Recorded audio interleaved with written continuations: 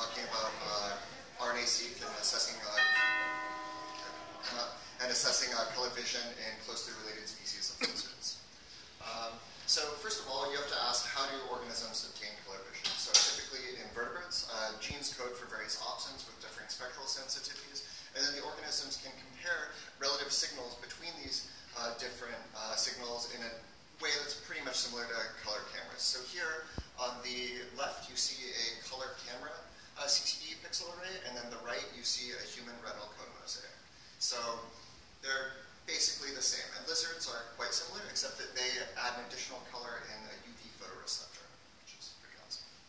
So also, the relative ratios matter. Just as in a color camera, if you have a greater detector area in a particular color channel, that increases your overall sensitivity. And the cone ratios are often used as a biologically relevant metric when looking at this. Opsin expression is sometimes hoped to be a proxy for cone ratios, but this isn't necessarily the case. It could also mean that there's simply tighter packing of opsins in those particular cones. But most simulations of this suggest that that would make the signal-to-noise ratio in that channel better and also have a net benefit for detector sensitivity in that color channel. So you might imagine that there would be different selective pressures on opsin expression. You could have better color discrimination, and typically studies focus on this and use a receptor noise-dominated model. And for that, you need increased sensitivity in at least 2 spectral channels because you're comparing the relative signal between those 2 channels. Secondly, and I think this is somewhat overlooked, you also would get better angular resolution in a spectral channel if you increase the relative ratio of photoreceptors in that spectral channel. So I'd argue this is occasionally more biologically relevant, and cone ratios have been shown to impact angular resolution of color in human studies. So then also, could there be adaptation to different opsin replacement rates? And our hope is that across closely related species that ends up being a wash. So our question is, could there be selection on anomalous visual systems co-evolving with their display structure? So, as you may be familiar with from prior talks in this session, anomalous lizards signal with this colorful dewlap, which they use to signal either potential mates or rivals.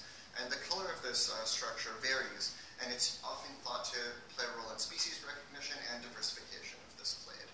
So males have to recognize rival males and judge their relative fitness, and for this, I'd argue that angular resolution of the display structure is important to rival males. You can't assess if another male is a threat to your harem of females, or if it's potentially encroaching on your territory, if you can't actually see it, and you can't, and so that might be an important thing to be able to see.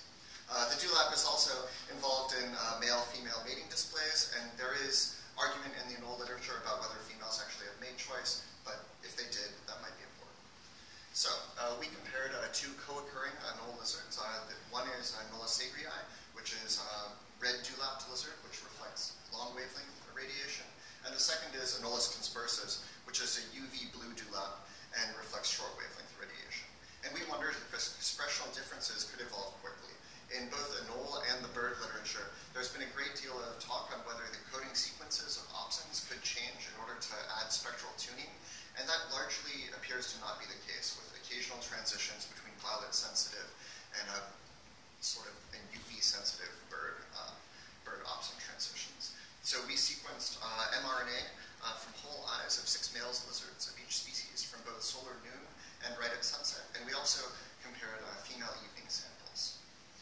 And so RNA sequencing gives us a measure of comparative expression, which is significantly better than RT-PCR or microarray methods. And when properly normalized to only the opsin gene population, the relative ratios of opsins is biologically meaningful. And this is, I think, the most important thing here, is that the normalization is very important, as other measures such as FPKM, where you're normalizing to total sequencing effort, yields a very noisy result in this experiment, because it's actually very difficult to get strictly the retinal tissue when you're doing the extraction, even if you're very careful. So we implemented a custom statistical method in MATLAB tailored to testing for differences in only a small gene population that we were normalizing to. So the overall result is that, in accordance with our expectation or hope, the UV blue signaling anolis